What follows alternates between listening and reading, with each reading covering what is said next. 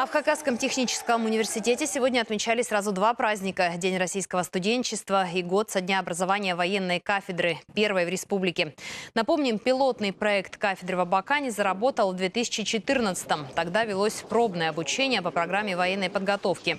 В июне 2016-го вышло распоряжение российского правительства о создании в СФУ факультета военного обучения, который вошел в состав военно-инженерного института. Именно на его базе 25 января 2017 года и была открыта военная кафедра номер 2 в ХТИ.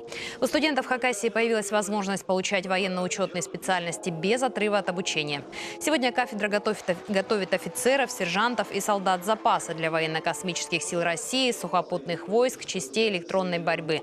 Два первых выпуска курсантов в званиях сержанта и рядовые запаса уже состоялось. Многие продолжили службу в армии по контракту. Сейчас обучение проходят еще 112 молодых людей.